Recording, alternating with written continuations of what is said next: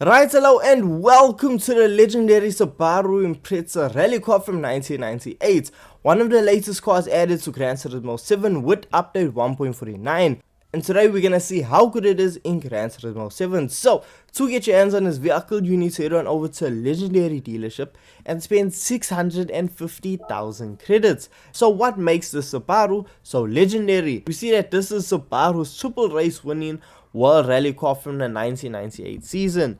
Now unfortunately this vehicle wasn't able to actually win the championship, but winning 3 races is no joke. You see that this vehicle won round 4, round 6 and round 8 of the 1998 season, and this vehicle was actually piloted by the legend himself, Colin McRae.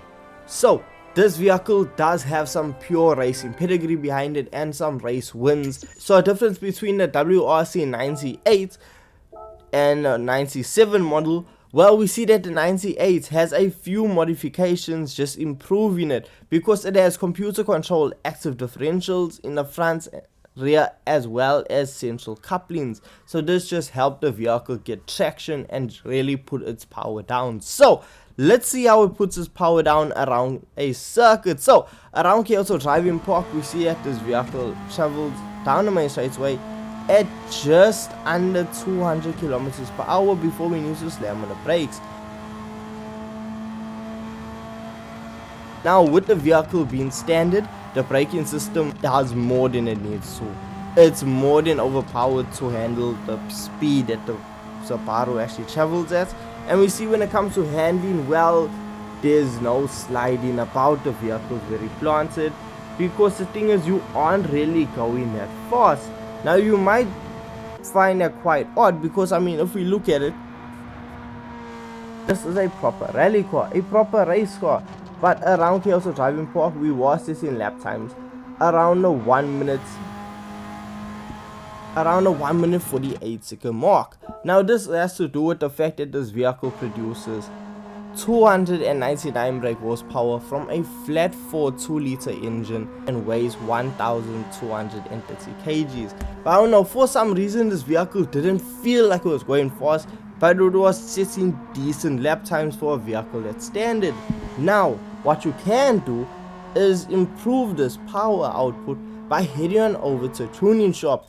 Now unlike street cars, with it being a Group B vehicle, you don't really have that many options when it comes to performance upgrades. In fact, you really just have your racing transmission, your tire compounds, and your choice of turbochargers. And if you apply a higher RPM turbocharger, you will bump the power up from 299 brake horsepower all the way up to 788 brake horsepower, which is a staggering increase.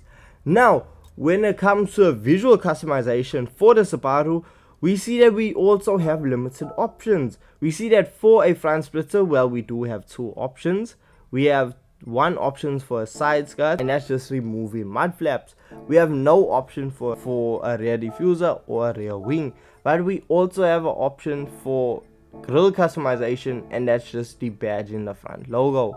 So once you have your Subaru kitted out the way you like it or fully upgraded, you can then take it out back onto circuit. Now with the vehicle producing almost 800 horsepower, we see a substantial change in performance. Now coming down Kyoto Driving Park straight away, we are traveling at almost 270 kilometers per hour. And then when we slam on the brakes, we see that, hey, the vehicle does stop on a dime. The vehicle's braking system is extremely aggressive, and you actually might find yourself locking up with the vehicle getting a bit unstable. Now something else you might want to watch out for is the vehicle's suspension. Now with update 1.49 and the new physics model, we see that the weight transfer for vehicles is a lot more aggressive. And with the Subaru, it's a perfect example, because we see when you have your foot flat, the vehicle actually just squats down, and under braking you will see your nose dive forward. So it is something you do need to watch out for, and you can really feel it when taking cars around the circuit. So a Subaru, it may take some time getting used to and understanding how you can set the most efficient laps possible, but once you get used to it, you should find yourself setting lap times around the 1 minute 34 second mark or probably faster, which means yes, this is considered a competitive vehicle in my book, because as I say, anything that sets a lap time faster than a 1 minute 85 is considered fast. So with this vehicle, I really enjoyed my experience in it, because the handling of it is very responsive, but that's what you'd expect from a proper Group B rally car. This vehicle is just fantastic. When I say Group B, by the way, I mean it's categorized in Gran Turismo 7 as a Group B vehicle. It's a race car. It's gonna handle really well, and just the way it's able to keep its power planted, it's not all over the place, uncontrollable. It's very easy to drive. I might have to say one of the easiest cars to drive from this update, and it's just a quality vehicle to be behind the wheel of. 650,000 credit might be a lot for some people, but for me, for this vehicle's racing history, for the way it drives on a circuit, it's not too shabby. But then we need to remember, this isn't a track car. This is a purpose-built off-roading machine, and we need to respect that. So there's no way I was gonna complete this review without taking it off-road. So we head on over to Sardinia Windmills, and we needed to put a livery on to match up to the vehicle's tires. So ladies and gentlemen, let me introduce you to the now off-road version of the Subaru. And as you can see, it just looks so kitted with the dirt, with dust on it.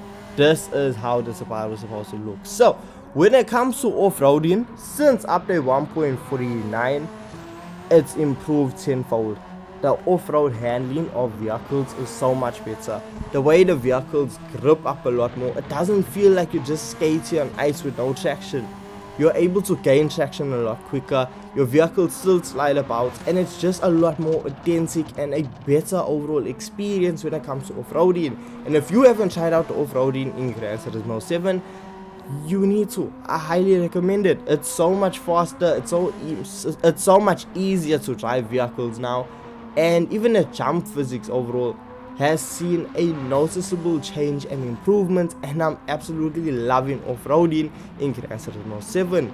But let's say that off-roading isn't really your cup of tea, but you are more into making money. Well, the Subaru is also perfect at that, because we see around the WTC 700 around Le Mans, people have been recording lap times around the 3-minute 55-second mark per lap. Like that's the initial lap and another lap during the race. This vehicle is very capable of setting very fast times around the circuit. Now for me, I drew in a Hush Bush tune, and I was getting a 4 minutes 5-second lap time, which, look, when I go through and refine the tune, it's just gonna be a lot better and a lot faster.